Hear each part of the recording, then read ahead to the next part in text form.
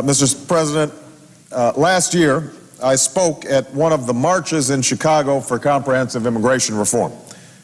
I looked out across the faces in the crowd. I saw mothers and fathers, citizens and non-citizens, people of Polish and Mexican descent, working Americans, and children. And what I know is that these are people we should embrace, not fear. We can and should be able to see ourselves in them. I do not say that to diminish the complexity of the task.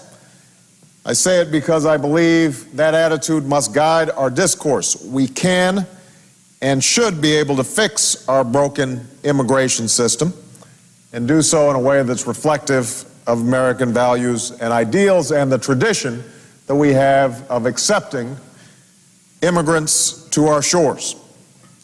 I think that the bill that has come to the floor is a fine first step, but I strongly believe it requires some changes, and I'm working with others to improve it.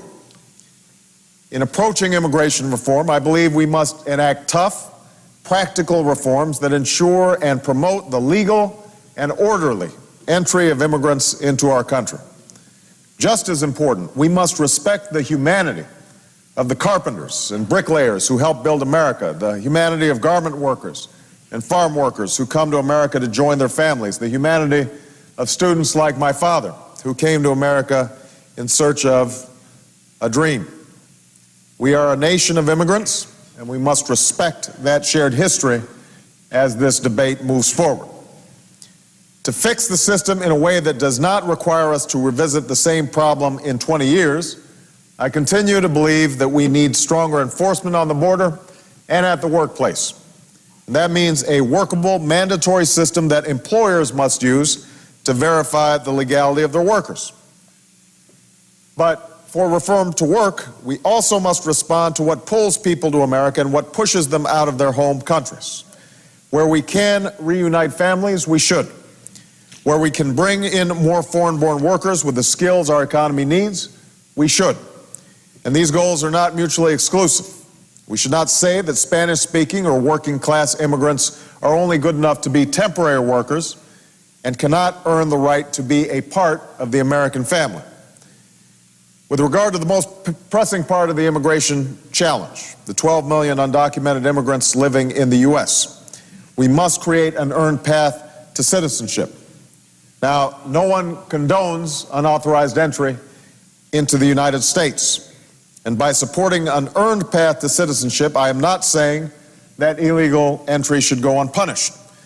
The path to permanent residence and eventual citizenship must be tough enough to make it clear that an unauthorized entry was wrong and will be punished. But these immigrants are our neighbors. They go to our churches and their kids go to our schools. They provide the hard labor that supports many of the industries in our country.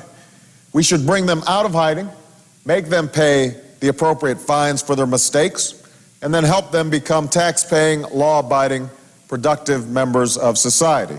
And so I'm heartened by the agreement that we have in this bill to put all 12 million or so undocumented immigrants on a path to earn citizenship.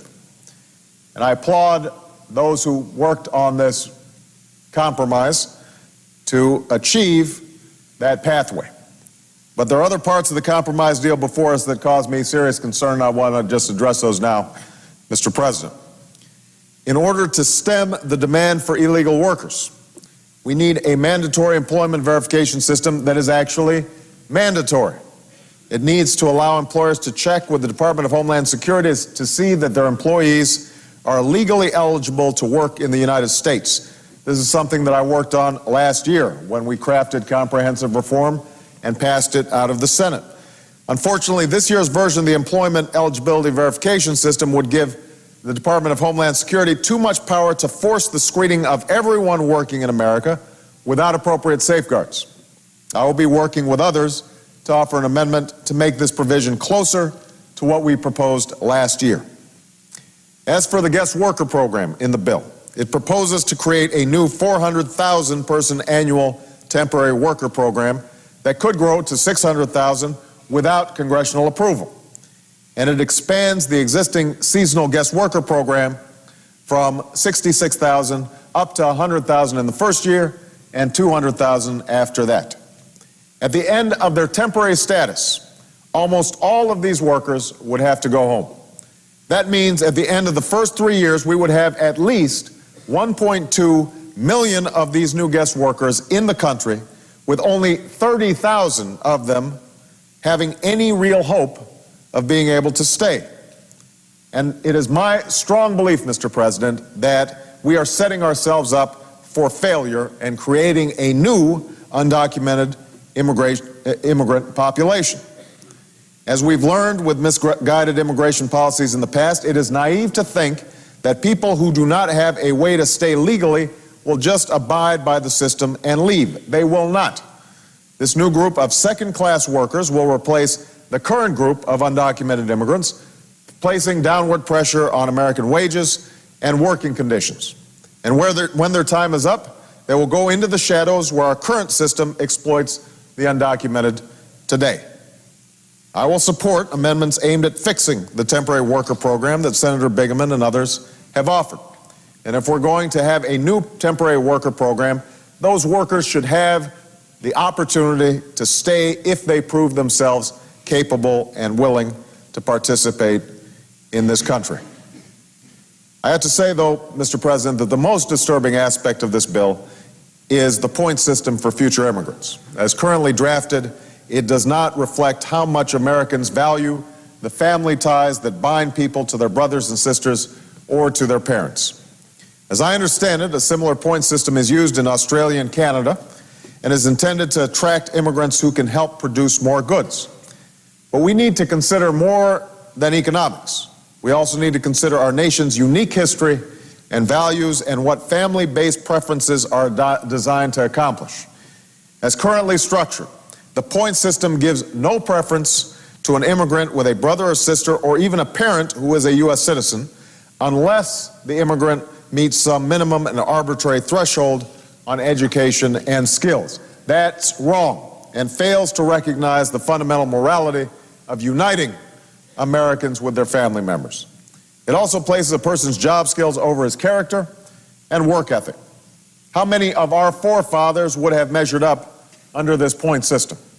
How many would have been turned back at Ellis Island?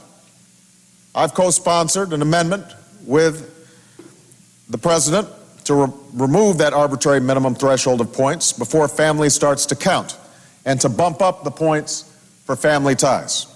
And at the appropriate time, I will be offering another amendment with the President to sunset the point system in the bill. The proposed point system constitutes, at minimum, a radical experiment in social engineering and a departure from our tradition of having family and employers invite immigrants to come. If we are going to allow this to go forward, then Congress should at the very least revisit the point system in 5 years to give us time to examine the concept in depth and determine whether its intended or unintended consequences are worth the cost of continuing the experiment, or whether we should return to the existing system that allows immigrants to be sponsored through family and employers. In closing, Mr. President, we must construct a final product that has broad bipartisan support and will work.